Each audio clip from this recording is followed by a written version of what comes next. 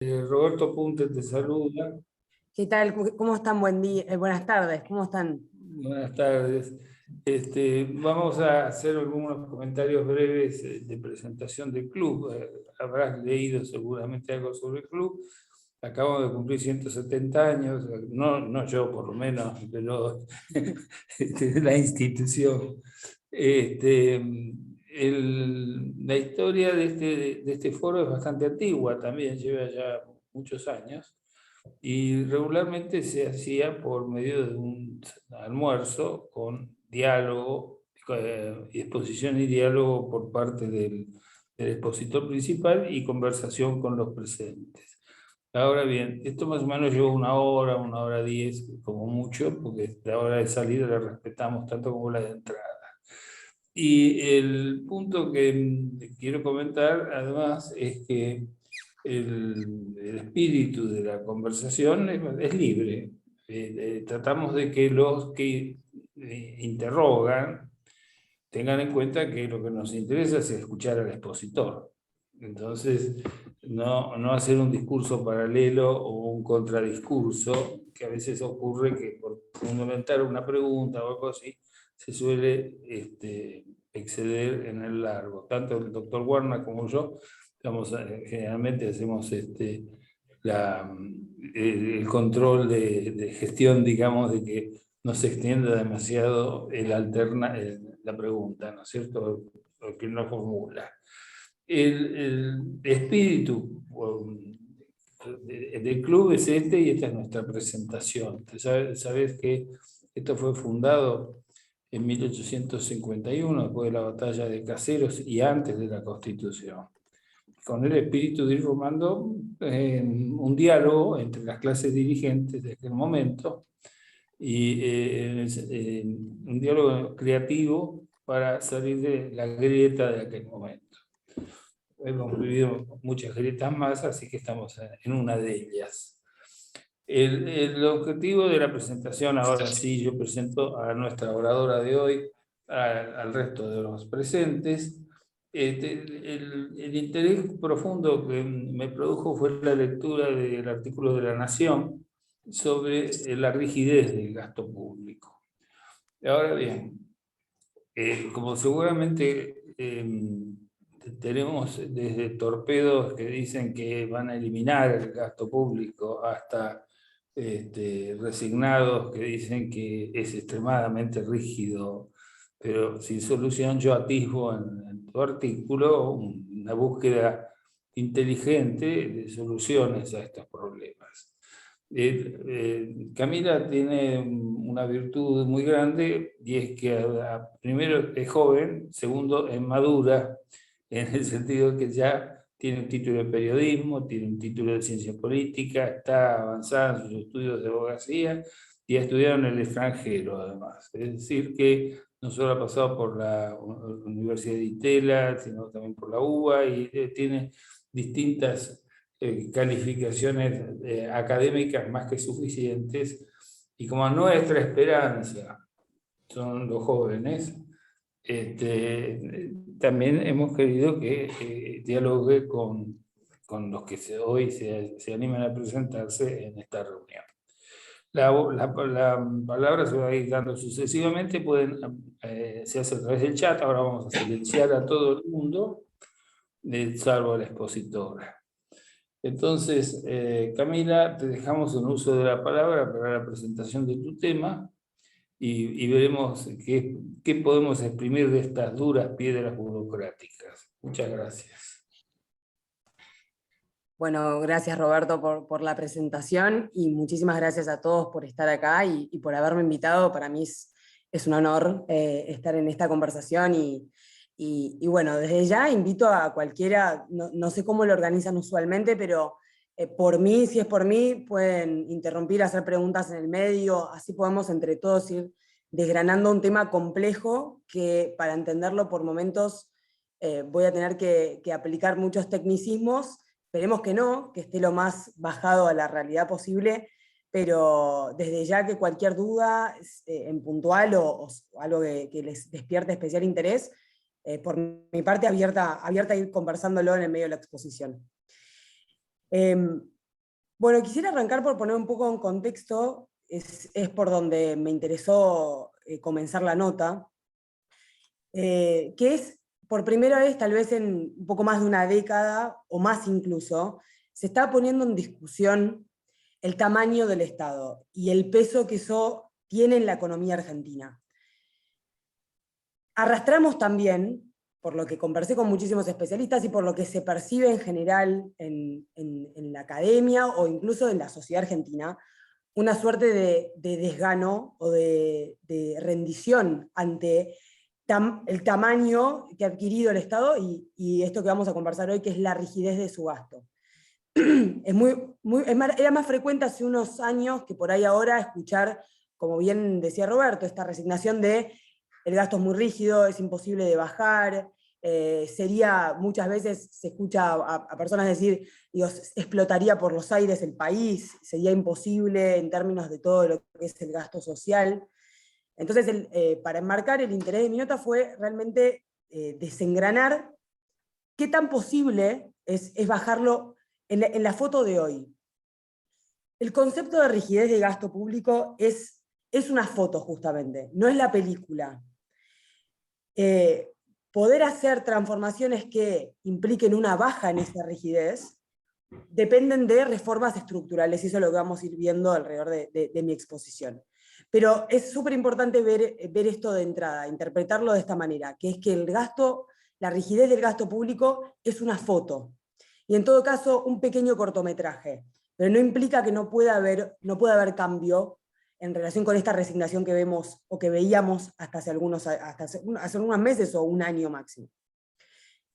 En este diagnóstico me interesó un estudio que había realizado la Oficina de Presupuesto del Congreso, que es a mi entender, una oficina de análisis un poco dejada de lado, no se las consulta tanto como deberían, pero tiene unos estudios muy interesantes, así que si en algún momento tienen la oportunidad, los invito a verlos, porque hacen un análisis muy profundo, de manera constante, de la ejecución del gasto público, de las modificaciones presupuestarias, que el año pasado eran más frecuentes que ahora, y es un tema muy relevante, y hacen algunos análisis en particular de temáticas puntuales que valen la pena verlos. Así que yo llevé uno de sus estudios a la primera plana de esta nota, porque me interesó este concepto de la rigidez.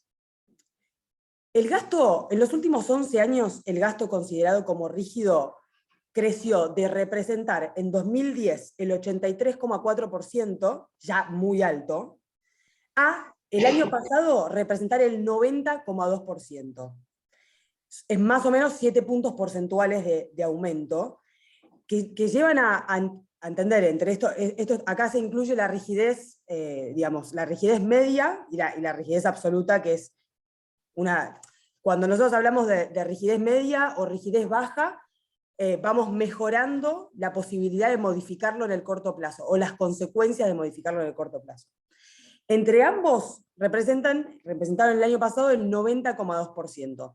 Es decir, que el Estado argentino tuvo solamente un 9,8% de su presupuesto público para asignar de manera discrecional.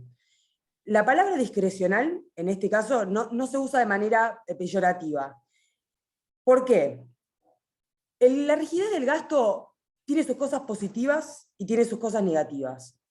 Su lado positivo es que garantiza que en el tiempo las políticas públicas, si en Argentina hubieran políticas públicas estatales, digamos, de profundo arraigo en la sociedad, de profundo arraigo en la clase dirigente, y en las que estamos todos de acuerdo, esta sería una gran manera, a través de los mecanismos de creación de rigidez, de asegurar que en el tiempo estas políticas van a permanecer. El problema es que la rigidez no se ha expresado en este tipo de prioridades. Y eso es un punto fundamental. Entonces, esto es el lado positivo de la rigidez del gasto, o para qué existen las maneras de crear esta rigidez. Ahora, ¿cuáles son los puntos negativos? Por supuesto que es la falta de espalda, la falta de cintura que tiene el Estado para manejar crisis, como fue justamente la crisis durante el coronavirus. El Estado tuvo que reasignar una gran tenía que reasignar una gran parte de su gasto a determinados que se estaban realizando, digo, en 2019, en 2020 las tendría que haber reasignado a los gastos de emergencia médica, a la compra de respiradores, al equipamiento de hospitales, a la asistencia a aquellos hogares que no tenían alimentos, garantizar esa asistencia. ¿Y qué pasó? La rigidez era tan alta y la imposibilidad de cubrir ese gasto con los ingresos ya existentes era tan fuerte que el Estado prendió la maquinita. Y esto es un ejemplo muy reciente de algo que pasa de manera muy usual en el Estado, que es que cuando ocurre una emergencia o hay una necesidad puntual, la rigidez te impide actuar de manera urgente. La rigidez del Estado argentino es mucho más alta que la de otros países, pero existe rigidez en otros países por los motivos que comentaba antes.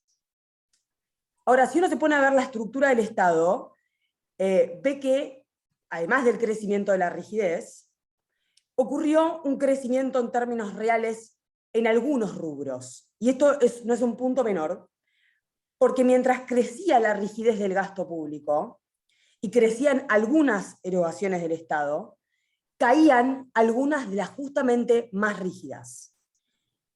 La mayor parte de la rigidez del Estado viene obviamente por el sistema previsional, jubilaciones y pensiones.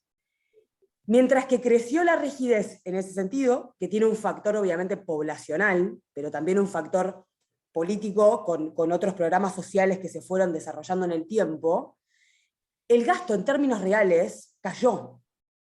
Es decir que si uno midiera lo que se gastaba hace 10 años en jubilaciones y lo mide hoy, es menor, a pesar de que hay más personas jubiladas, hay más rigidez del gasto público.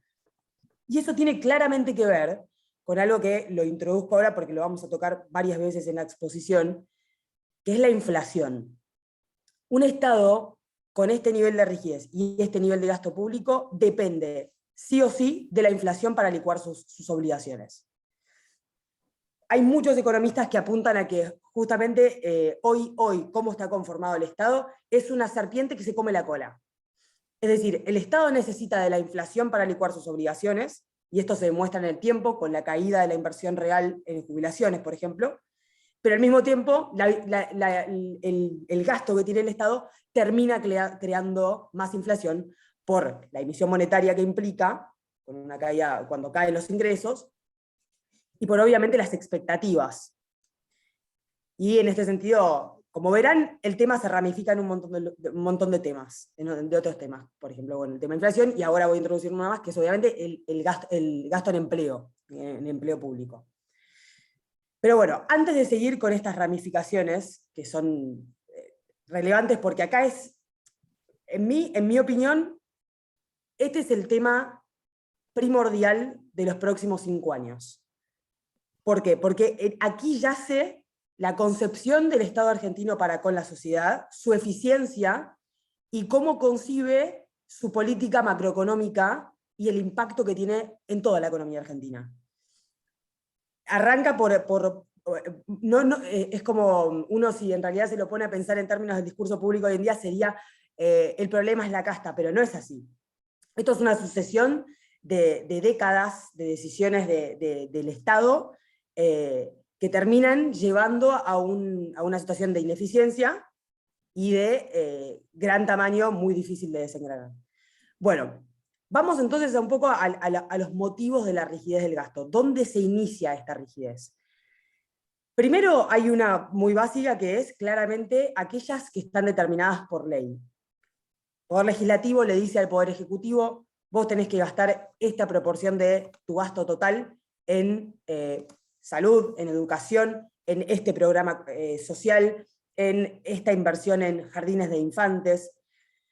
Y acá hay un punto, que es que, más allá de que es uno de los más, en los países, en el resto de los países, y en particular en los países desarrollados, es una de las fuentes más importantes de rigidez del gasto público, en la Argentina pocas veces se respeta en muchos casos. No se respeta en el caso de la inversión en defensa, no se respeta en el caso de la inversión en, por ejemplo, educación primaria, no se respeta en el caso de la inversión en educación universitaria, Es decir, que a pesar de que el Estado se impuso ciertas rigideces en políticas que la alta mayoría de la sociedad puede coincidir o coincide, de acuerdo a las estimaciones, no las respeta. Entonces hay que ver otras causas de la rigidez. Y aquí vamos a un tema de gran polémica, que es que la Argentina se concibió en las últimas décadas, ¿sí? De dos maneras. Primero se concibió como un estado de bienestar, garante de derechos a la sociedad y de beneficios a la sociedad. Y por otro lado está esta frase muy típica de donde hay una necesidad nace un derecho. El problema no es eso, es que ese derecho, cuando se traslada en el tiempo, cuando se mantiene en el tiempo, termina creando una pelota de nieve de gastos que incluso muchas veces son ineficientes. Voy a dar un ejemplo. Hace poco hice otro artículo que se conecta mucho con este, que tiene que ver con la cantidad de programas sociales. De vuelta, estamos hablando de temas muy tabú, pero que hoy es importante traer la técnica y traer la teoría y la academia a estos análisis, porque de esa manera se empiezan a entender para mejorar, digo, para encontrar soluciones a las problemáticas. El Estado actualmente tiene 182, si no más, programas sociales vigentes entre todos los ministerios. Con esto no estoy contando aquellos programas que son a nivel provincial o municipal, que también son importantes. Ahora, ¿qué ocurre con estos programas sociales? Y acá vamos a la ineficiencia. Todos conocemos el plan Potenciar Trabajo, ¿verdad? Digo, aquel programa por el que muchos trabajadores salieron, bueno, trabajadores y desempleados salieron a reclamar en aquel acampe hace poco tiempo, en la 9 de julio, durante 3 días. El programa Potenciar Trabajo se solapa con por lo menos otros 20, como por ejemplo el Fomentar Empleo, que hoy hubo una no noticia al respecto, de acuerdo a mi criterio, porque en realidad ya se sabía que este programa iba a comenzar. El programa Fomentar Empleo que les menciono, digo, potenciar, fomentar, trabajo, empleo, digo, el nombre ya por sí solo demuestra de alguna manera que está apuntando exactamente lo mismo. Y así hay por lo menos 20 más, que se repiten en su objeto. ¿Por qué es que se crea el fomentar empleo si ya existe el potenciar trabajo? Acá hay una tesis muy interesante que es la de un profesor de la Austral que se llama Gerardo Sánchez Muñoz. Él habla del patrimonialismo del Estado. Es un tema que viene estudiando hace muchos años y que, poniéndolo lisa y llanamente, lo que él estudia es cómo el Estado crece en ravioles. Los ravioles, ¿saben qué es? O sea, el término coloquial de ravioles? ¿Lo conocen más o menos? ¿Sí? Son los organigramas. Claro, exacto. Son las oficinas, las direcciones generales, las direcciones administrativas, las subsecretarías, las secretarías, las oficinas de coordinación. Bueno, el organigrama, si uno lo ve, lo compara con el de cualquier otro país, se asusta. Dice, yo no entiendo cómo alguien en el sector privado sabe a dónde acudir, porque de vuelta, lo mismo que pasa con los programas, pasa con las oficinas. Pero bueno, entonces él estudia esto que él llama el patrimonialismo del Estado, que es la multiplicación de estos ravioles, él dice, para la cooptación de la política. La política busca hacerse del Estado. Su teoría es que de manera natural, es algo innato en esta época de la historia, ¿no? Entonces, ¿cuál es la diferencia entre el fomentar empleo y el potenciar trabajo? Esencialmente, ¿de quién dependen? ¿Y cuál es la caja? El potenciar trabajo depende del ANSES, a cargo del kirchnerismo, manejado por el kirchnerismo. El fomentar empleo depende de Claudio Moroni, ministro de Trabajo cercano a Alberto Fernández. Y acá quiero hacer un paréntesis, que es que el fomentar empleo está financiado internacionalmente. Entonces, bueno, volviendo un poco al inicio de esta explicación, ¿cuál es una de las fuentes de la rigidez del gasto? Que se crea que ante una necesidad, el Estado se concibió como que ante una necesidad tiene que garantizar ese derecho, y por cada necesidad que identificó algún funcionario, se crean ravioles. Y esos ravioles permanecen en el tiempo y es difícil después ir hacia atrás. Aquí voy a empezar a hacer una breve explicación del tema empleo público porque pesa en la rigidez del gasto. El 18% de los trabajadores ocupados de la República Argentina en 2020 dependían del Estado. Empleados estatales. La alta mayoría de ese porcentaje depende del Estado, de los estados provinciales. En segundo lugar, de los municipales, y en tercer lugar, de los nacionales. Ya se darán cuenta de la inercia que esto genera en la inflación, cuando comienzan las paritarias y los estatales se sientan a negociar. Y aquí también, digo, sin dejar de lado el alto nivel de injerencia en los salarios que tiene el Estado como mediador en las negociaciones con los empleadores. Esto genera una inercia enorme. Pero con respecto a la rigidez, nosotros tenemos que el 18%, ahora ha crecido un poco más, todavía no están las últimas estadísticas, en los últimos 2 años, pero cerca, vamos a estimar un 20% de los ocupados en la Argentina dependen del Estado. Es decir, que el Estado tiene que pagar su salario.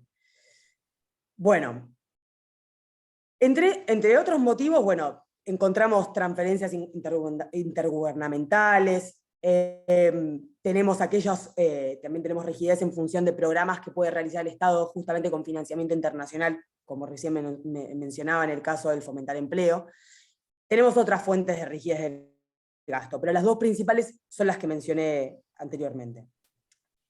Bien, ¿qué pasó con ese gasto rígido en los últimos años? Como les adelantaba anteriormente, a pesar de que el gasto en pensiones y en jubilaciones es el más rígido, es uno de los que más cayó en términos reales en el último tiempo.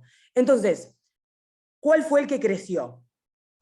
Fundamentalmente, los que crecieron fueron los programas sociales y los subsidios económicos, particularmente la energía, que en el último tiempo crecieron muchísimo, al igual que las transferencias a las empresas públicas, eso es otro tema de alta relevancia, pero esos son los que han crecido en rigidez y además en peso real al Estado. Les quiero contar un dato en particular, un segundito que lo estoy buscando, aquí está.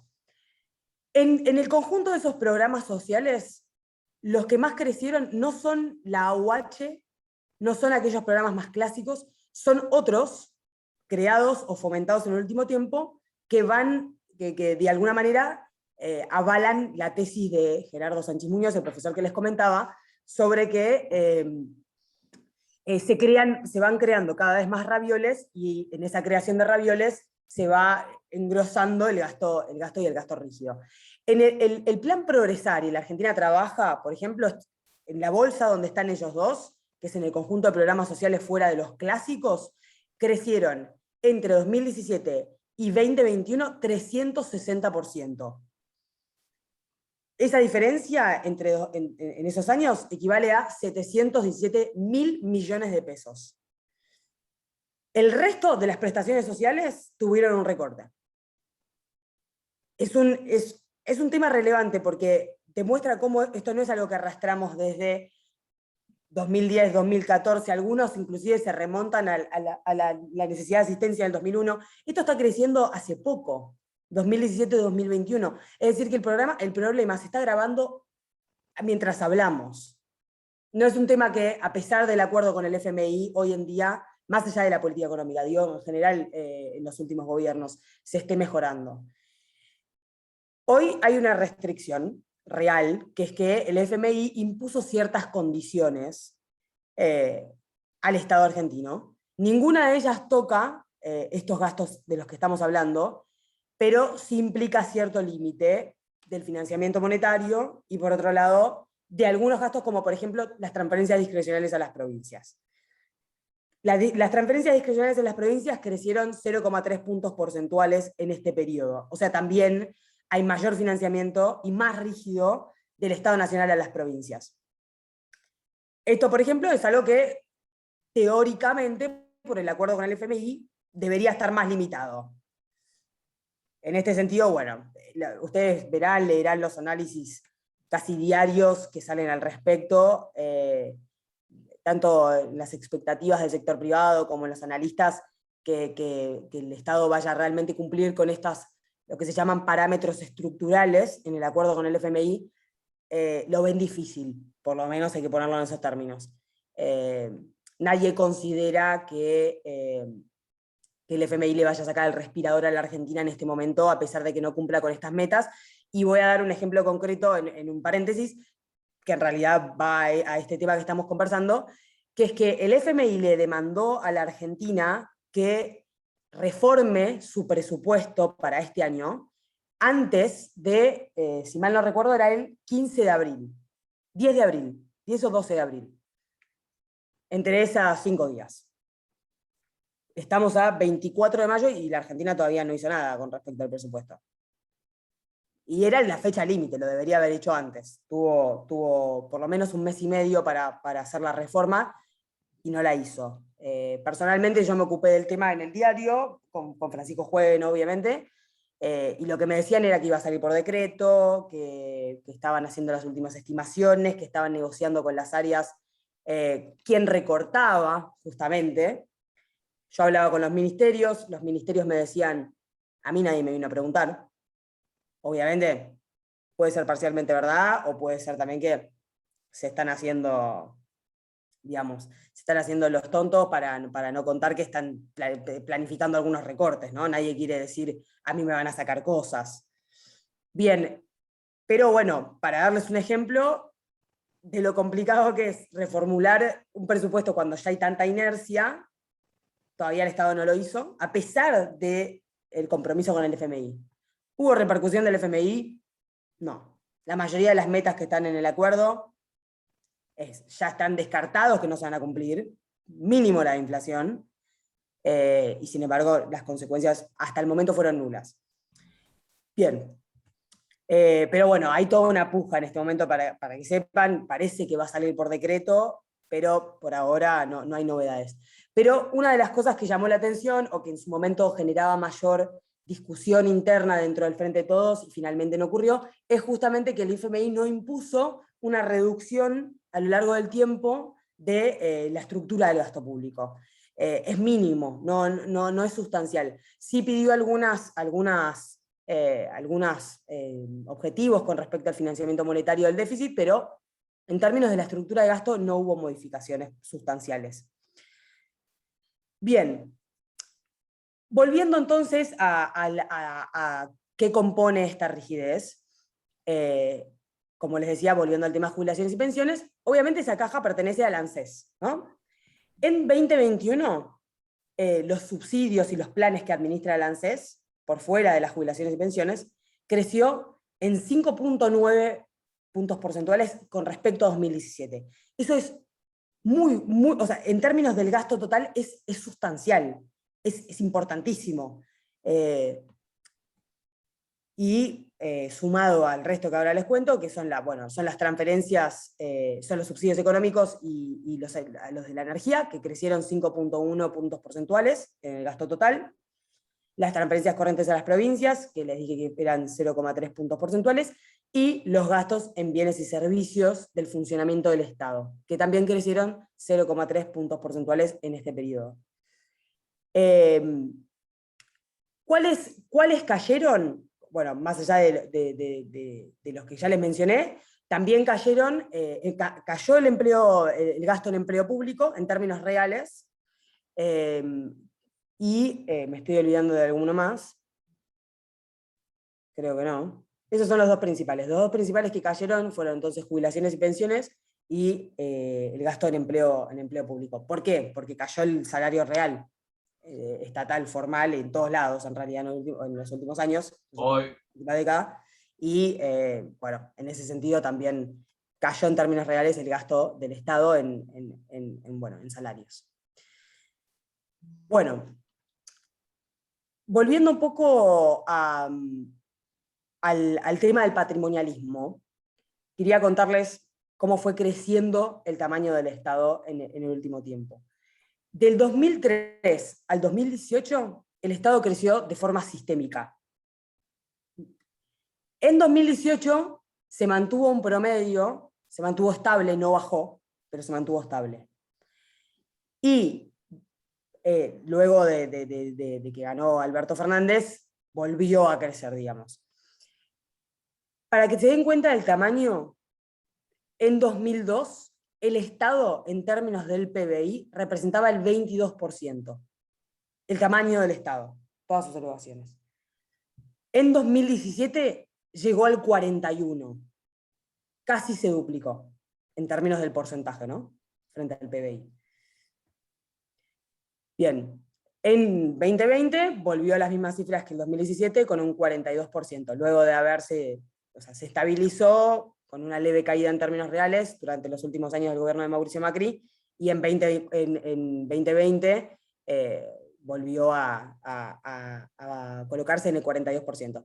Es decir que en 20 años el Estado creció al doble. No sé si quiere alguien hacer una pregunta o algo, si algo les interesó de todo esto, si no, continúo, ningún problema. Camila, me gustaría, vos estás hablando de gasto, y obviamente has introducido el hecho que el Estado políticamente crece porque es el principal patrón, o sea, es el empleador hoy en día. Hoy en día la generación de ravioles dentro de la administración obedece a distintas apetencias políticas que van tomando distintas cajas y van incorporando a su propia tropa. O sea, hoy es una realidad dentro de la política. Hoy se ha tomado el Estado y las arcas del Estado para generar política y a su vez colocar como empleo a los seguidores de cada una de las líneas políticas. Eso ocurre mucho. Sí, te encontrás por otro lado que hablamos de gasto, pero también tenemos que verlo desde el punto de vista de los ingresos, porque otro de los grandes problemas que tenemos es la rigidez en lo que es el gasto público, y siempre también tenemos que tener en cuenta cuánto se ejecuta de esos presupuestos, ¿no? Es una pregunta que quizás te la dejo para más adelante. O sea, de ese 90% que es gasto público, ¿cuánto se ejecuta realmente? Si se ejecuta al 100% o no. Sí. Pero acá hoy tenés el Estado es un gran generador de empleo y no el sector privado. Y necesariamente para lo que es el comercio internacional necesita generar divisa, que el Estado no genera divisa.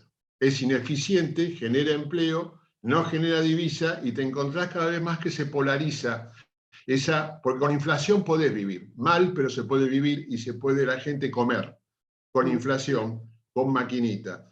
Pero lo que no puedes hacer es sustituir lo que es el dólar como elemento de compra para insumos en el exterior. Entonces, en esta rigidez, en lo que son subsidios, por ejemplo, ¿no? A la energía, que has traído vos como ejemplo, ¿cómo se puede llegar a conciliar esta situación, ¿no? La falta de recursos para divisas y los gastos que tenés por subsidio. Sí, antes de eso quiero hacer una mención que me parece interesante. ¿Saben quién es la empresa que más emplea en la Argentina? Digo, el que tiene más empleados. Salvo que lo hayan leído, no lo van a adivinar. Todo tuyo, ¿cuál es? Trenes Argentinos. Es el empleador número 1 de la República Argentina. Número 3 está YPF. Es fenomenal. Lo que han crecido las empresas públicas en términos de su tamaño es enorme. Y en ese sentido también crecen las transferencias a estas empresas públicas. Lo quería mencionar por el tema que vos decías de que se van llenando esos ravioles. Eso es tal cual. Y más aún, en cualquier lugar del mundo, particularmente obviamente de los países desarrollados, pero también estamos hablando de Brasil, Chile, Uruguay, no hay que irnos muy lejos, hasta cierto rango, con excepción de los rangos políticos, los directores generales, directores administrativos, hasta te diría los subsecretarios, son cargos técnicos. Son cargos del típico burócrata del Estado, el tipo que está hace 20 años haciendo carrera, que entiende perfecto la botonera. En la Argentina esos cargos se limpian y se vuelven a poner cada vez que un gobierno asume, o cada vez que hay una crisis interna, o cada vez que alguien le gana una pulseada a otra persona. Se reinicia esa gestión. No quedan personas detrás. Eso para muchísimos especialistas genera un gasto de tiempo y de recursos muy grande. Porque llega una administración, y esto va a pasar o no va a pasar, o capaz que vuelve a ganar el peronismo en 2023, pero hay un recambio muy grande de sus funcionarios.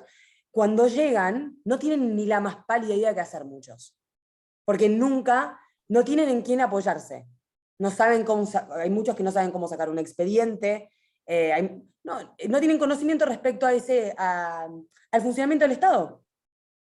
En cualquier otro lugar del mundo, esos cargos son por concurso, se mantienen en el tiempo, esos tipos hacen carreras sin importar la ideología política, ni importar cuál es el tinte de la gestión que viene luego, o que tuvieron, o que tendrán. Y esto es, en parte, lo que vos mencionabas, Eduardo, que en la tesis que yo les mencionaba de Sanchi Muñoz, es la toma del Estado. Bien dicho, porque es así como él lo define. Es el patrimonialismo y la toma del Estado por parte de la política, que en otros países del mundo tiene reglas y frenos, barreras mucho más rígidas. En la Argentina no. Prácticamente hasta las coordinaciones en términos de la gestión se recambian a nivel de cada administración nueva. Sí, ahí Guillermo Lascano quería hacer una pregunta, sí.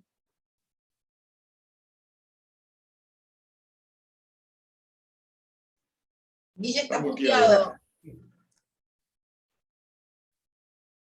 Ahí está. Eduardo, yo te agradezco mucho todo lo que nos has explicado hasta ahora, pero tengo el gran interrogante de cómo demonios, cuernos o la palabra que vos quieras usar, hacemos para disminuir el empleo público inútil. Vamos a eso. Vamos a las potenciales soluciones. Gracias. Sí. No, eso tal cual. La nota, como decía Roberto, esto es una versión número 1. Espero que sea la primera de muchas en las que se dé este debate. Yo deslizo en la boca de algunos especialistas algunas soluciones o algunos caminos a futuro que se vinculan con la pregunta que me hiciste vos, Eduardo, que tiene que ver obviamente con los ingresos. Primero hay una cuestión fundamental que es que el déficit fiscal es un problema que es de difícil explosión, pero cada vez se vuelve una pelota que te inunda y te inunda y te inunda la sala. Para eso, el Estado argentino en este momento, el gobierno está atendiendo hacia un mejoramiento del financiamiento monetario, pero cortar con la emisión es un punto que todos los economistas de izquierda a derecha coinciden. No se puede solucionar este problema si no se deja de financiar, si no hay un equilibrio. La clásica, no podés gastar más de lo que ganás. Es básico. Eso es un primer paso fundamental que cualquier economista te menciona y te recalca por más ideología política que tenga o tendencias a la izquierda a la derecha del análisis económico. Así que bueno, eso es un primer punto. El segundo, aquí es donde hay una discusión interesante para mí entre los economistas, que es, hay muchos que dicen, no sé si claramente lo han escuchado, hay muchos que dicen esto no se soluciona si no explota todo por los aires. Es la tesis de algunos.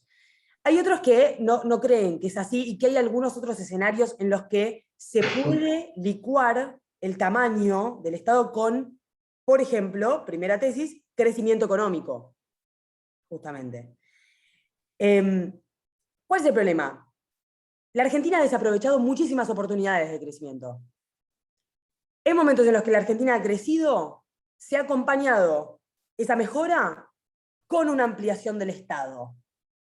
En vez de decir, che, estamos creciendo, vamos a dejar que el sector privado haga lo suyo, vamos a dejar de meternos en el medio, o si hay buenas aerolíneas, bueno, vamos a achicar un poco Aerolíneas Argentinas, que es deficitaria. ¿Me explico?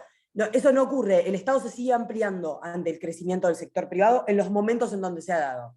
Entonces, lo primero a lo que apuntan los economistas es, che, si crecemos, banquen la pelota. Esperen un poco, que el Estado se deje de agrandar. Parece básico, pero en realidad es algo que no ha ocurrido en las últimas décadas. Que el Estado simplemente diga, paro.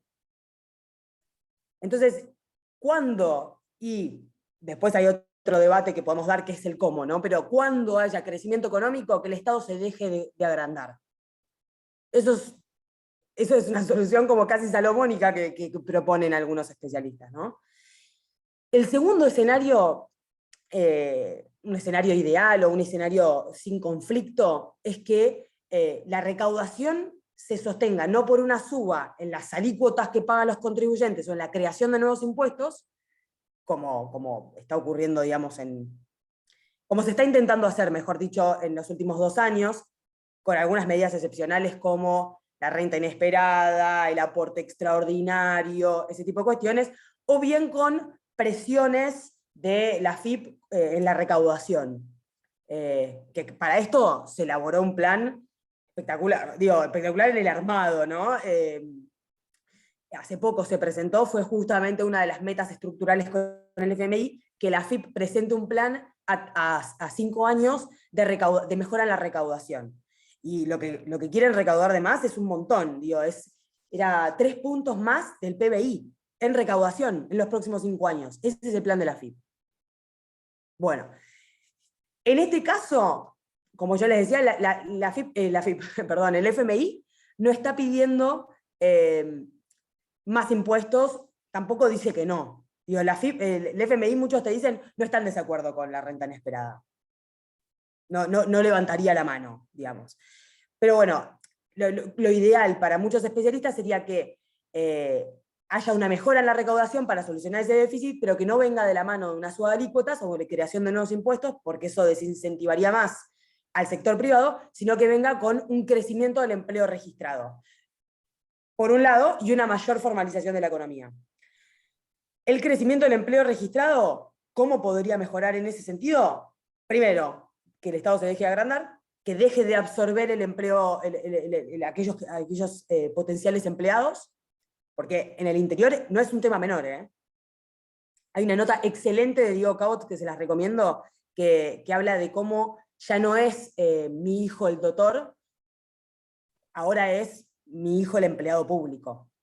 En el interior eso pasa mucho, porque ante la falta de empleo, lo que más quieren las familias y los jóvenes es insertarse en el Estado, porque saben que tienen garantizado de por vida, si lo necesitaran, su ingreso. Es imposible echar a un empleado público. Entonces, si vos lográs planta permanente, para muchos es la salvación de por vida. Entonces, bueno, eso extrae capital humano del sector privado en el interior, en lugares donde se necesita. Son infinitos los ejemplos, bueno, infinitos no, pero son muchos los ejemplos de empresas,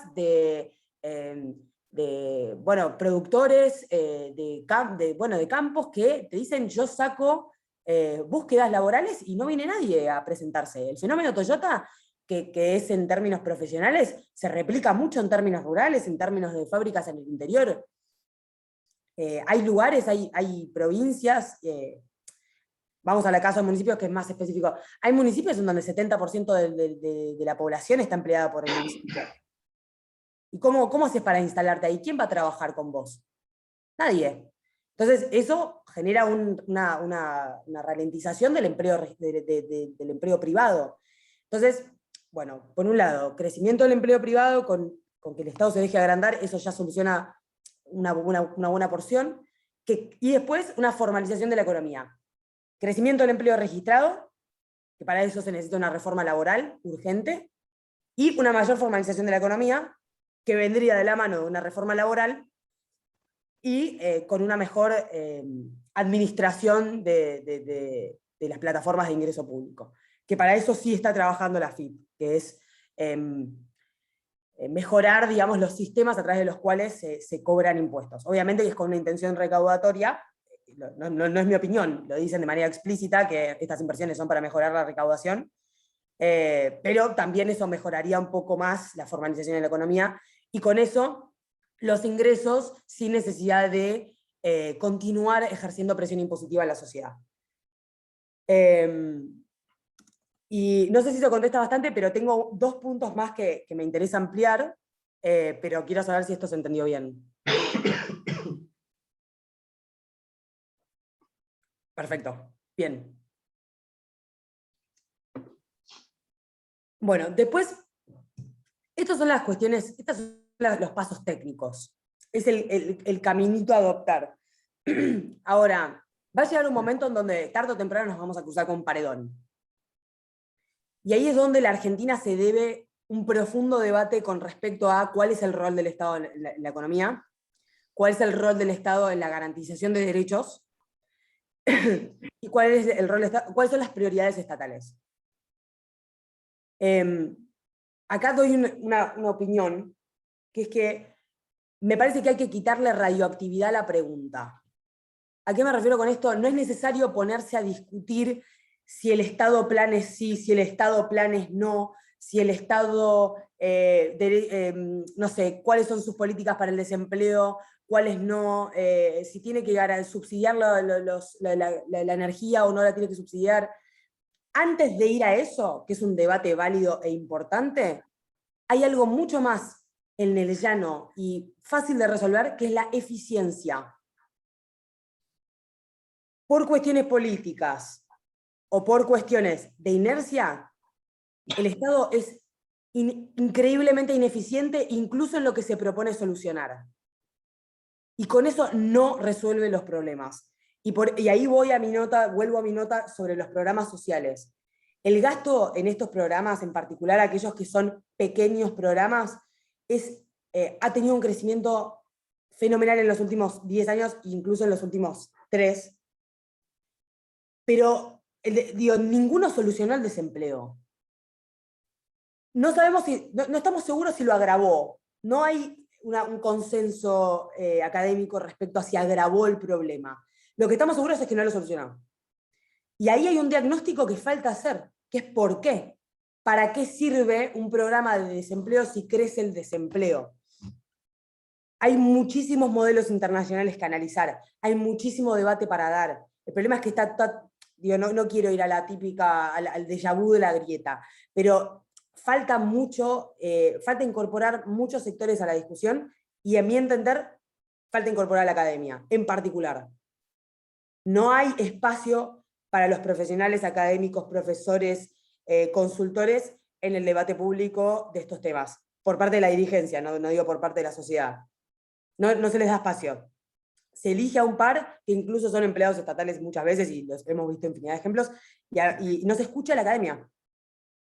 Y eso es un problemón, porque a través del contraste y de la comparación internacional, muchísimas naciones crecieron. No tiene que ver con traer modelos de otros países y hacer un copy-paste en la Argentina, porque ya sabemos que eso no funciona, aunque ha funcionado en otros casos, a veces no funciona por lo menos, pero de mínima hay que intentar comparar. Entonces, primer capa de análisis, eficientizar el Estado. Segunda capa de análisis, ¿cuáles son las prioridades? Voy a dar un ejemplo muy concreto que iba a esto que hablábamos del interior y del desarrollo del empleo registrado en el interior. No sé si tuvieron oportunidad de leer el domingo, hice una nota yo en tapa del aporte del campo a la economía argentina. El campo, realiza el 70% de las exportaciones argentinas y aporta el 23% de los ingresos públicos. Es una locura. Una sola actividad genera el 23% de los ingresos públicos, y esto sin tener en cuenta que la mayor fuente de ingreso público es el IVA, el impuesto al valor agregado, a través del comercio, obviamente, ¿no? Uno de los gastos que más cayó en el último tiempo, y que me mencionaron muchos en esta nota que hice sobre el campo, fue justamente el gasto en capital. Pasó de ser un 8% del PBI en 2017 a ser un 6,1% del PBI en 2021. Esto implica menores rutas, menor desarrollo de infraestructura, menor desarrollo del transporte, todo lo que necesita el interior productivo para crecer. El Estado dejó de invertir, por lo menos, no voy a opinar, por lo menos casi 2 puntos porcentuales del PBI. Todas esas transferencias que antes se realizaban y que muchos sectores reclaman que se realicen, se terminaron derivando a otros sectores no productivos. Uno de los mayores reclamos del campo a nivel técnico es: cóbrame retenciones. pero reinvertilo en mis pueblos, reinvertilo en mis caminos. No siquiera te pido una ruta o que me hagas un tren, haceme una escuela para que haya más familias que se puedan instalar en la Pampa Productiva o en cualquier otra provincia y poder desarrollar negocios ahí. Y a la larga eso te va a traer más ingresos. El problema es que el gasto en capital, el gasto durable de creación de obra, es uno de los que más ha caído. Y con eso es una de las principales cosas que muchos apuntan que hay que reactivar para volver a reactivar la economía argentina, y con ello, habiendo priorizado bueno, valga la redundancia, las prioridades estatales, y habiendo tomado la decisión de dejar de agrandar el Estado, bueno, que el sector privado empieza a adoptar ese lugar protagonista, que es fundamental para reducir el peso. Lo último que menciono sobre esto, este debate de las prioridades estatales es justamente el que va a llevar a una discusión real, a una discusión con consecuencias prácticas en la rigidez del gasto, que es el tema que nos ocupa hoy. Repito el mismo dato con el que arranqué, el 90% de la estructura pública es rígida, sin discusiones y un debate fundamental sobre las prioridades estatales. O bien, esto lo voy a decir porque hay muchos que dicen que esto es necesario, o bien, alguien que venga y rompa todo, no tiene que ser Javier Milei, no tiene que ser cualquiera, no importa quién, y con eso rearme todo el Estado, las chances son bajas. Pero acá hago una puntualización, que es que más allá de sea cual sea el candidato, porque puede ser por la izquierda, por la derecha, por arriba o por abajo, que haya un repensamiento del rol del Estado, si no es con un consenso de respeto por el orden que se le impone al Estado, va a pasar lo mismo de siempre. Va a venir alguien, va a reestructurar todo el Estado, va a venir el siguiente y lo va a volver para atrás. Y acá, bueno, tema para otra charla, supongo que también hay un montón de personas que pueden hablar de esto, pero ahí es, bueno, la necesidad de consenso, ¿no? Y también entender que el mundo y todo es un péndulo, ¿no? No existe tal cosa como algo que permanezca para siempre en términos de prioridades, ¿no? Va cambiando. El tema es que en la Argentina no hay bases, no hay pilares que permitan, por un lado, el movimiento no rígido de las prioridades y bueno, por otro lado, mantener cosas en las décadas y en los siglos que sigan, en las que el Estado siga invirtiendo para hacer crecer el país, ¿no? Así que bueno, esto más o menos es un poco la exposición. Quiero dejar tiempo para preguntas. Hay Roberto, sí, Camila. Roberto, vos querías hacer una pregunta. Roberto Punte. Estás muteado, Robert.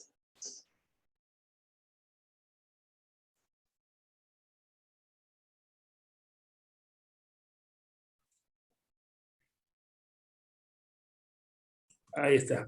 Ahí El está. problema de la academia es que muchas veces uno se tropieza con falsos académicos, es decir, en lugar de un diálogo más o menos lógico,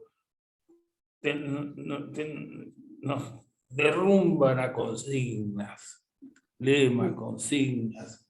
Esa frase, donde hay una necesidad y un derecho, es una, pero hay 20 iguales o 20 parecidas. Esa es una primera dificultad, es decir, verdaderamente hay tantos académicos, yo soy amigo de varios, pero digamos, hay tantos académicos en condiciones de dialogar sin incurrir en un ping-pong de lemas. Esa es una.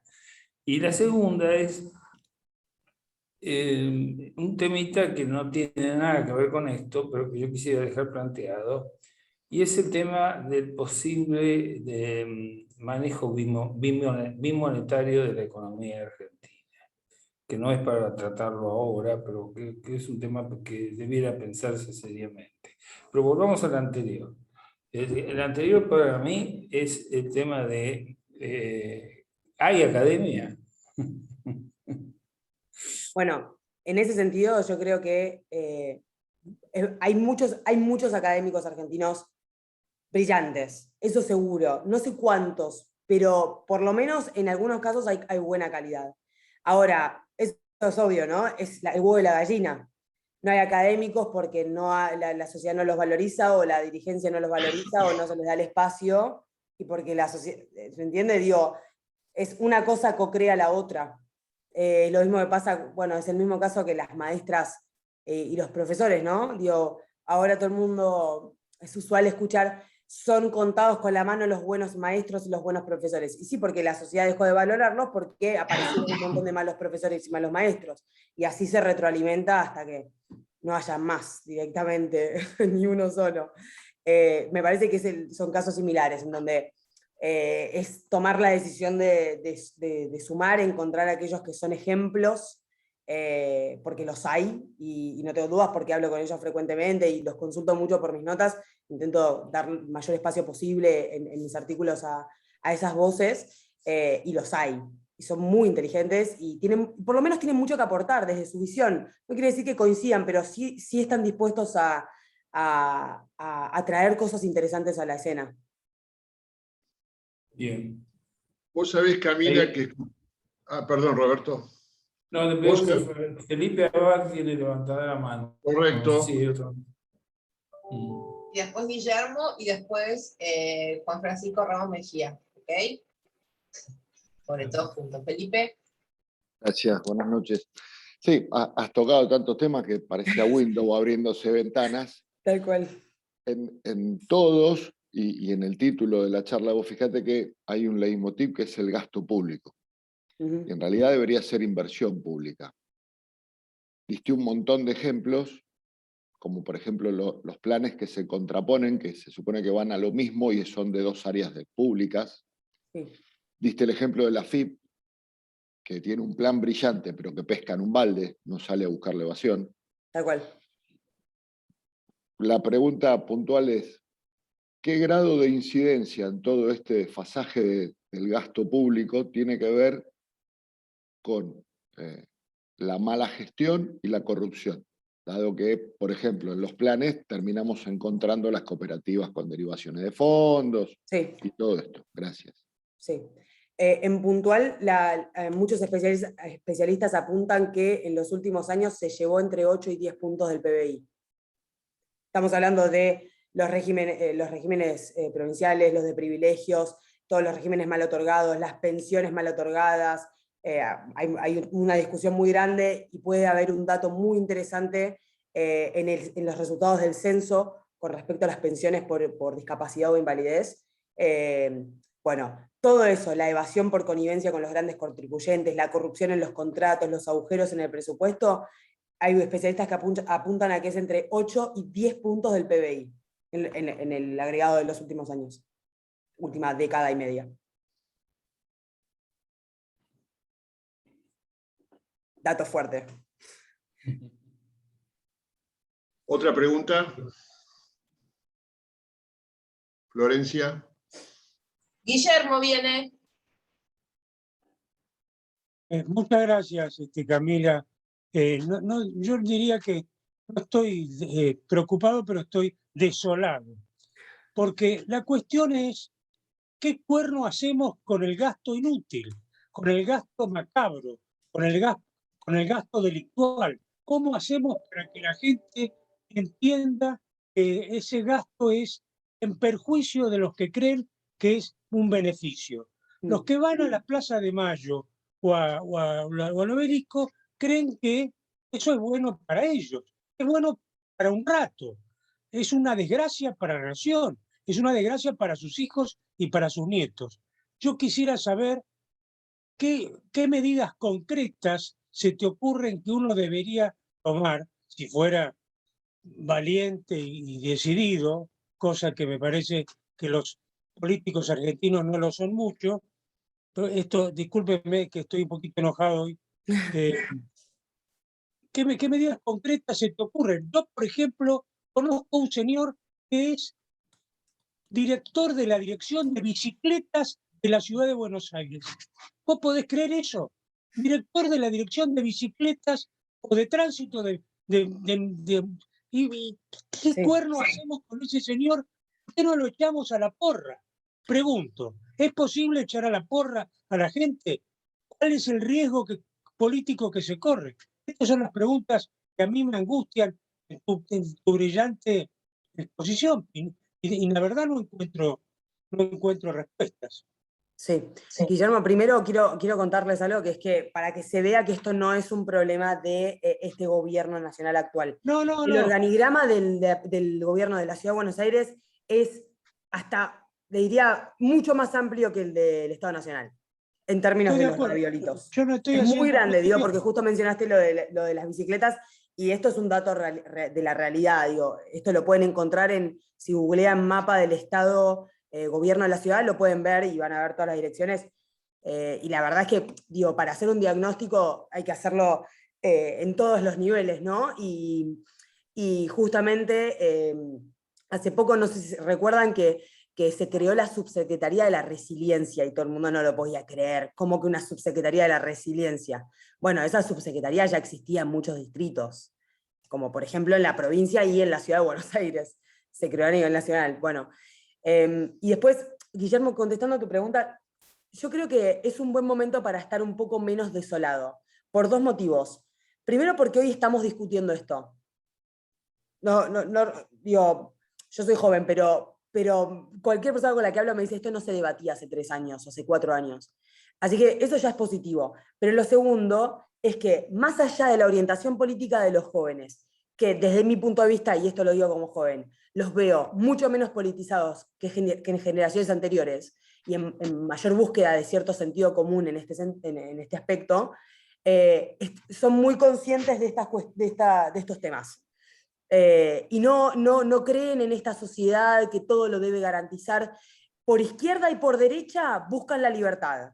Es como un lema que tienen, digo, por izquierda buscan la libertad de expresarse, de toda la parte, bueno, de género y etcétera, por un lado, que es por ahí más tendiente al progresismo, y por el lado más tendiente al liberalismo, están buscando todos estos que estuvimos charlando hoy, basta con el déficit fiscal, dejémonos de joder con los planes sociales, bueno, pero digo, todo el espectro de ideología en esa juventud es tendiente a la libertad. Distintos tipos. Capaz ellos van a tener que dar un debate, digo ellos porque no soy centennial, pero ellos van a tener que dar un debate de la definición de libertad. Eso va a ser divertidísimo, muy interesante, y es un tema que podemos tocar en otro momento. Pero que todos creen en la libertad, no tengo ninguna duda. Muchas gracias. Bueno. Juan Francisco Ramos Mejía. Sí, Juan.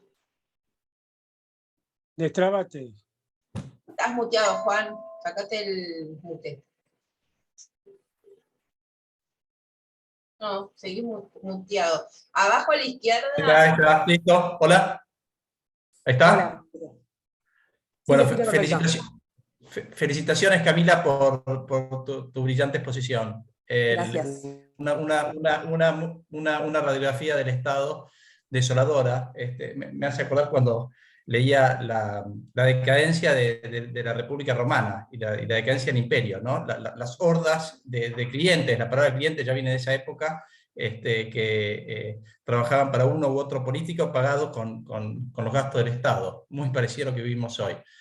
En base a tu exposición, y siguiendo un poco con la pregunta de Guillermo, es decir, creo que la pregunta que está en el fondo es cómo hacemos que la Argentina pase, cómo logramos la transición de una economía socialista, semicomunista, como puede ser la economía argentina de hoy, a una economía capitalista.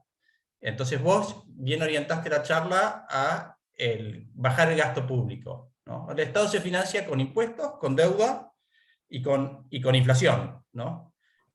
Vos mencionabas que hay una línea que yo defiendo también, que sostiene que la inflación es lo único que, o es una de las principales vías para licuar ese gasto estatal, ¿no?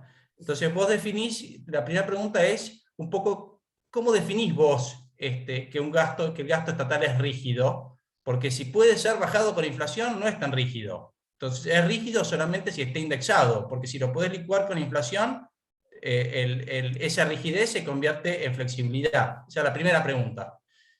Y la segunda, es si no estamos poniendo el carro delante del caballo, ¿no? Muchos economistas suelen hablar de que, bueno, primero hay que bajar el gasto y después bajar los impuestos y bajar la deuda, con este principio que vos describías de que no podemos gastar más de lo que nos ingresa. Ahora, yo pienso que eso es equivocado. Que primero tenés que ahorcar al Estado, porque si el Estado tiene plata es imposible bajar el gasto. Es una ensoñación, es contrario a la naturaleza humana. Es pensar que en un hombre bueno, así como un hombre nuevo, como soñaba Marx, ultra generoso, que va a bajar el gasto cuando tiene los recursos fiscales a disposición. Sí. No existe. Entonces, primero tenés que bajar los impuestos y la deuda, lo licuás con inflación, y bueno, y después tendrás ese déficit mientras tanto. Y mientras la inflación va licuando, va generando esa transición hacia una economía capitalista. Si bajaste los impuestos y generaste buenas oportunidades en el sector privado. Y viene la tercera parte de la pregunta, que está relacionada con, vos mencionaste en un momento el tema de que teníamos que mejorar la registración laboral en blanco. Sí. A mí me parece esto les va a parecer a muchos una sorpresa y un disparate, pero a mí me parece un horror querer mejorar la registración laboral en blanco.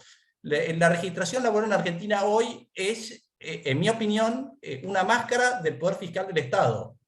Me suena tan comunista como querer registrar todos los contratos de alquiler, los contratos de compraventa de chupetines, todo. La contratación laboral tiene que ser libre. Esa es mi opinión. Y cuando vos estás defendiendo, por un lado, que hay que bajar el gasto público, y por otro lado decís que hay que incrementar la registración laboral, estás defendiendo que haya más impuestos, porque al final no hay empleo porque la carga tributaria sobre el trabajo es altísima.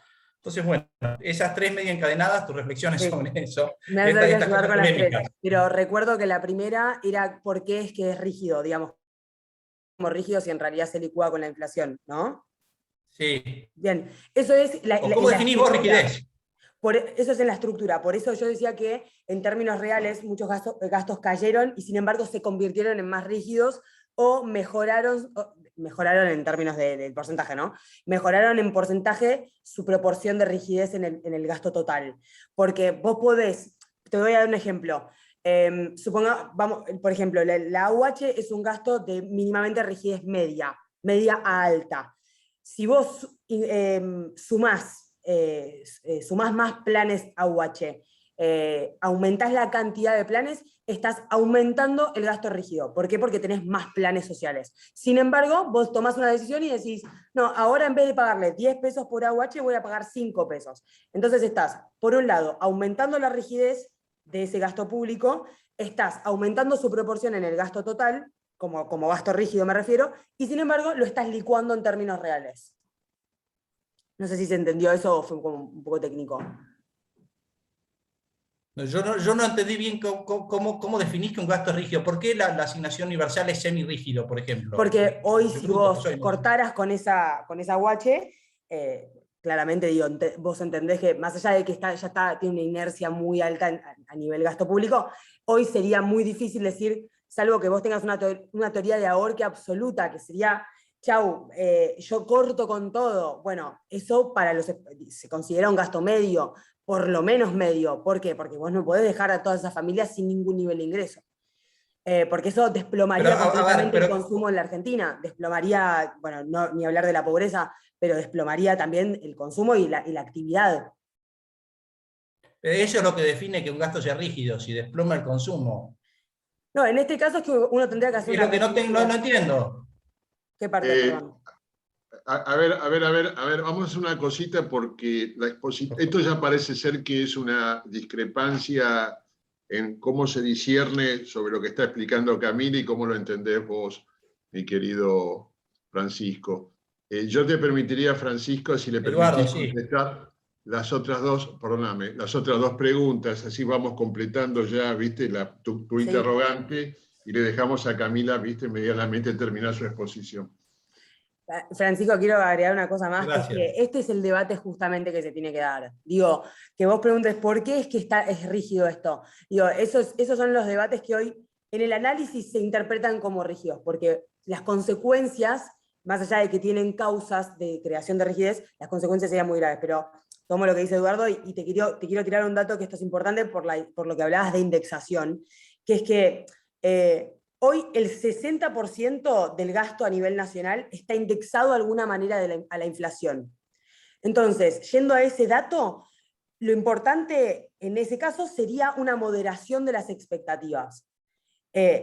¿Cómo se crea eso? Bueno, ya conocen todo ese debate. Digo, la confianza en las instituciones, la confianza en el gobierno, la confianza en que no va a haber un cambio de reglas de un día para el otro, acuerdos con el sector privado. Por ahí en una primera instancia requiere de medidas que creo que en tus términos serían como un poco intervencionistas, o bien realmente una moderación de las expectativas por una realidad que es la confianza del sector privado. Hay dos caminos, hay que ver cuál de esos dos puede adoptar un gobierno, de ser el que continúe o de ser otro próximo, pero uno de los principales problemas que está teniendo hoy en día el oficialismo para controlar la inflación es las expectativas. Está clarísimo eso, ¿no? Nadie confía en este gobierno, nadie confía en que de un día para el otro no te van a congelar el precio de la ropa, o no te van a congelar el precio de los alimentos. Entonces, ¿qué hacen? Bueno, tenemos una inercia muy alta, los precios internacionales están subiendo, ¿qué voy a hacer yo? Yo voy a aumentar. Que me vengan a buscar. ¿Qué vas a hacer? Tenés una economía con 70% de inflación, ¿qué te vas a quedar cruzado de brazos? ¿En qué sentido? Bueno, entonces, teniendo en cuenta que el 60% del gasto está indexado a la inflación, si vos moderás las expectativas y indexás todo eso a una inflación esperada inferior, podrías lograr, sin una teoría de shock, que creo que es a lo que vos apuntabas en la tercera pregunta, una reducción del gasto en términos reales. Para eso obviamente hay que estabilizar la macro. Y no sé quién lo mencionó, pero sí, o sea, por eso yo decía que este es el meollo de la cuestión y del debate público hoy en día, porque todas las variables y todos nuestros problemas están atados a este. No importa que este sea o no sea la causa, pero todo de alguna manera se vincula con este problema. Hoy tocamos empleo, inflación, ahora voy al tema de registración, no la quiero dejar sin contestar. Tocamos un montón bueno, déficit fiscal, emisión monetaria, un montón de cosas tocamos. Todas están vinculadas al tamaño que tiene el Estado porque es muy grande. Está en el centro de la escena porque se puso en el centro de la escena, no porque lo estamos poniendo en el centro de la escena. Y con respecto a la registración, claramente muchas de estas teorías o de estos caminitos que algunos especialistas delinean, yo empecé la charla diciendo, hay muchos que dicen tiene que explotar todo por los aires. Y después están estas soluciones. Que explote todo por los aires, digamos, podría llevar a una solución. Yo digo, hay algunos que creen eso, hay otros que dicen esto es una locura, eso en un país no ocurre. Y es un debate interesante que para mí hay que dar. ¿Qué pasa si explota todo, no? Pero bueno, todavía estamos desentrañando estos temas un poco tabú, digo, de cuáles podrían ser las consecuencias de esto y de aquello. Por ahora lo estamos debatiendo. Después yo creo que va a haber un debate sobre qué pasaría si, por ejemplo, el Estado elimina la UH en 24 horas. Y quiero contestar una pregunta que no recuerdo si la hiciste vos o otra persona y me olvidé de contestarla, que es sobre esto, que es, ¿qué hacer con toda esta estructura de gasto en planes? Me preguntaron, ¿qué propondrías vos? Lo acabo de recordar. Hay un modelo, a mí me gusta mucho el modelo español en este sentido, que es el modelo del paro, no sé si lo conocen. No, contalo. El modelo del paro es así. Cualquier persona, incluso yo como profesional con 3, 4 títulos universitarios, si yo me quisiera tomar un año para, no sé, viajar por el mundo, hacer un posgrado, lo que quiera, yo pido mi paro. Y en función de mis años de aporte, y en función de mi salario, un porcentaje de acuerdo a mis años de aporte, el Estado me banca, ¿no? Me banca ese tiempo. Con un plazo máximo. Yo tengo una fecha límite. Después de esa fecha límite yo tengo que regresar a trabajar o se corta el ingreso, digamos. Este modelo es interesante para poder analizar en el caso argentino. ¿Qué pasaría si el Estado argentino impondría una fecha límite en la cual le dice a los beneficiarios de determinados planes sociales y, en particular, a aquellos que tienen programas de desempleo, vinculados al desempleo, tenés hasta esta fecha límite? Eso podría ser una solución a analizar. En la Argentina, sí o sí va a tener que estar acompañado de un programa de oficios. Porque ahí tenés una proporción muy grande de la sociedad sin educación terminada, sin conocimientos con respecto a... Uy, me golpeé un toque. Sin conocimiento con respecto al trabajo, digo, cultura del trabajo, o sea, de mínima una instrucción en oficios que puede hacerse en conjunto con el sector privado, no tiene por qué solamente hacerla al Estado. Voy a hacer un pequeño paréntesis. Hay un montón de empresas que hoy no tienen a quién contratar, entonces se ponen a enseñar ellas. Hacen partnerships con algunas entidades o institutos o universidades o lo que sea, y terminan enseñándole ellos, las empresas, a los trabajadores cómo hacer su trabajo, porque no encuentran empleados. Bueno, entonces, un modelo paro español con un programa eficiente, clave, eficiente, y en conjunto con el sector privado de oficios, a mí me parece un programa interesante a analizar para poder empezar a liberar un poco el tamaño de gasto en este sentido. Y en realidad, perdón, más allá de liberar el tamaño del gasto, de darle una vida digna a todas esas personas que dependen de un plan. Te hago una pregunta, Camila, vos como joven. ¿El pensamiento de Milei cabe hoy dentro de la juventud y esta sociedad? No, ni siquiera te doy mi opinión, te digo las estadísticas. El segmento etario en el que más crece Milei es en los jóvenes. Y te sumo un dato, se está comiendo a muchos de los jóvenes que hicieron su primera elección en 2019, 2021, o la van a hacer en 2023, que habían votado el kirchnerismo. No solamente se roba votos del PRO. Guillermo. No, dije que Dios nos libre y nos guarde. ¿Vos pensás, Camila, que hay que traer nuevamente al Verdi a las escuelas con un sistema económico y rentístico para entender lo que es la libertad y lo que es el desarrollo? No es desarrollista, pero lo que es la inversión y la generación de empleo. Yo creo que con instrucción cívica esos conocimientos vendrían solos a la mente de por lo menos gran parte de la juventud que está en las escuelas públicas y que hoy no la tiene. Yo tengo 24 años. Yo no tuve educación cívica y fui a un colegio privado. No tuve educación cívica. No sé en qué momento de la historia, es una buena nota para plantear en algún momento, pero se dejó de enseñar la Constitución en las escuelas. Con la Constitución en mano y con un sentido de identidad nacional un poco más fuerte, yo creo que es natural. No hay que ir con las ideas de la libertad, ni hay que hablar de eso. Digo, la despolitización de las escuelas es un tema que me parece muy relevante en este momento. Estamos viendo muchísimo. Yo fui a la UBA y a la ITELA. En la UBA, tuve que dar derecho penal con una cátedra zafaronista. No saben lo que era. No saben lo que era. Y en las escuelas no se denuncia porque muchos no lo entienden, no lo ven. Y en parte es por falta de educación cívica. Pero la educación cívica falta no solamente en las escuelas, falta en muchos lugares. Entonces, yo no sé si es necesario ir con un pack de ideas. Yo creo que hay que volver un poco a las raíces de enseñar las cosas básicas de la vida en sociedad. Esa es mi opinión. Estamos, Roberto, no sé si estás, pero ya estamos llegando al final. Y te quiero hacer una pregunta de empleo público. ¿Vos hablaste con Andrés Rodríguez, UPCN, el que representa el mayor sindicato de empleados del Estado? ¿Qué piensa? Sí, he hablado. No he hablado por este tema en puntual, pero he hablado con él en algunas oportunidades. ¿Y qué piensa? No, él, esto pasa con muchos representantes sindicales. Es un raviol más. Ellos están focalizados en los intereses propios, que no muchas ni siquiera, algunas veces depende de llevar el pan a la casa, que la casa es el sindicato y el pan es el salario. Entonces, la verdad es que yo creo que no se lo ponen ni a pensar, no están concentrados en eso, están concentrados en lograr la mejor paritaria, más en esta época, y más con 70% de inflación. Pero lo que sí puedo decir es que, les voy a dar un ejemplo, ¿no?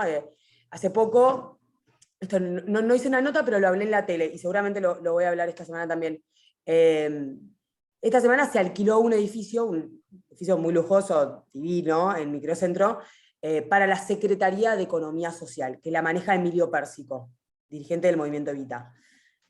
El Ministerio de Desarrollo Social le alquiló 6 pisos y 30 cocheras por un total de 245 millones de pesos, 7 millones por mes, si es que lo pagaran por mes, que no lo sabemos. No creo que lo vayan a pagar por mes, porque si no el dueño del edificio los mata, lo están aniquilando al dueño del edificio. Hay que ver quién es, si lo están aniquilando, pero bueno. ¿Y por qué? ¿Por qué se lo dieron? Porque, bueno, el gobierno se está apoyando en el movimiento Evita. ¿Y qué es yo hablé con Pérsico, ¿y qué es lo que quería Pérsico? Pérsico quería, no me importa, tipo, hacé la nota, contá esto, sin pudor, digo, contá que van a gastar 250 millones de pesos en mí. Así la gente de mi espacio lo sabe. Están en eso, digo, pero es el instinto de supervivencia. Es básico, no es que sean malas personas, es que es de lo que trabajan. Bueno, ahí yo tengo alguna discrepancia. Yo creo que no son buenas personas porque no son buenos ciudadanos. Pero mejor terminemos esto porque me está por dar un infarto. No, Guillermo, por favor, no. Camila, Bueno. hacete socia del Club del Progreso, por favor, y trae un poco de tus ideas juveniles. Sí. Gracias, Guillermo. En ese aspecto, Camila, te agradecemos nosotros, tanto Guillermo y yo como vicepresidentes los dos, tu frescura en cuanto al tema. Desde ya, por mi parte, estás invitada al foro. Es muy rico lo que has traído, es necesario el debate. Y también Juan, que es el ala joven que existe en el club, necesita también reunirse junto con otros jóvenes para que ustedes puedan charlar. Y el club es el mejor espacio que les podemos ofrecer en este momento. Así que va mi invitación por Club del Progreso para que tengas un espacio para poder seguir con tus ideas y con todos los jóvenes que nos están rodeando en este momento. Gracias, Eduardo. No, desde ya muchísimas gracias y encantada cuando quieran. Bueno, tienen mi teléfono, siempre abierta. La verdad que ha sido un placer y cualquier invitación más que encantada de estar. Roberto, va a ser buenísimo. Muchas gracias. Damos por terminada la sesión, rica. Afortunadamente vamos a poder escucharla más de una vez porque tiene mucha vida por delante, mucha vida valiosa. Bueno, un aplauso. Gracias, virtual. Camila. Muchas gracias a todos. Muchas gracias. Cualquier cosa a disposición. Muchísimas gracias. Saludos. Gracias. Gracias, Saludos Roberto, a por todos. contactarme. Chao, nos Chao a vemos. todos. Gracias. Felicitaciones. Chao, chao, Juan. Chao. Chao. Florencia. Noches a todos. Florencia, ¿estás ahí? Eduardo, estoy acá. Bueno, contame cómo, mientras se van yendo, pues un tema ya de salud tuyo. ¿Estás bien? ¿Estás mejor? Vamos bien, voy reviviendo. Bueno, Macanudo, escuchame una cosa. Vos me habías dado una tarea para el 2 de junio, ¿no? Que tenía algo de Feria del Libro, o 2 de junio o el 8 de junio. Ah. El 5 era, ¿no? No me acuerdo. Pero, bueno, lo busco, cualquier cosa lo hablamos por privado. Que pobres todos los demás están escuchando, más en vole la charla. Bien. Bueno, pero le dije que era privado esto, por eso. Chao, Michi. Chao, Felipe. Gracias. Chao, Michi. Chao, Felipe. Buen 25. Adiós, buenas noches para todos.